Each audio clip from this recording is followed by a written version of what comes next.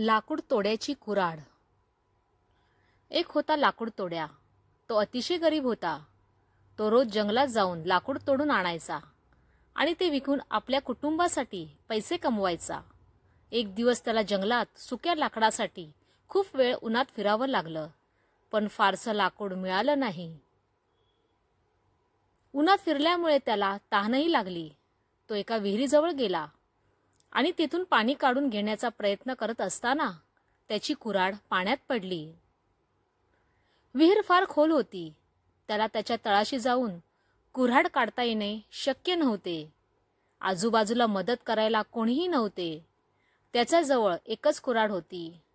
तीच पाण्यात पडल्यामुळे त्याच्याकडे आता लाकूड तोडण्यासाठी, पैसे कमवण्यासाठी दुसरे कुठलेच साधन नव्हते. आता आपल्या कुटुंबाला खाण्यापिण्यासाठी अन्न पैसे कसे मिळवावेत याचा विचार करून तो खूप दुःखी झाला आणि रडू लागला. त्याचं रडणं ऐकून एक परी प्रकट झाली. तिने लाकूड तोड्याला तो का रडतो आहे हे विचारले. लाकूड तोड्याने त्याची परिस्थिती सांगितली. परीने त्याची परीक्षा घ्यायचे ठरवले. तिने विहिरीत उडी मारली आणि जादूने एक चांदीची कुऱ्हाड घेऊन वर आली.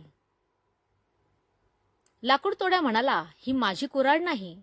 परीने पुन्हा उडी मारली आणि यावेळेस सोन्याची कुऱ्हाड घेऊन वर आली. लाकूड तोड्याने ती कुऱ्हाड सुद्धा आपली नाही असे सांगितले. परीने पुन्हा उडी मारली आणि यावेळी मात्र लाकूड तोड्याची लोखंडी कुऱ्हाड घेऊन वर आली. लाकूड तोड्याने हीच माझी कुऱ्हाड असे सांगून ती घेतली आणि परीचे आभार मानले. लाकूड तोड्याने आपल्या खऱ्या कुऱ्हाडीपेक्षा अनेक पटीने किमती असलेल्या सोन्या चांदीच्या कुऱ्हाडी समोर असून सुद्धा खोटेपणा केला नाही. प्रामाणिकपणे आपली असलेलीच कुऱ्हाड घेतली. त्याच्या प्रामाणिकपणावर परी खुश झाली आणि त्याला बक्षीस म्हणून त्या सोन्या चांदीच्या दोन्ही कुऱ्हाडी दिल्या. लाकूड तोड्या खूप खुश झाला आणि त्या कुऱ्हाडी घेऊन आनंदाने आपल्या घरी गेला.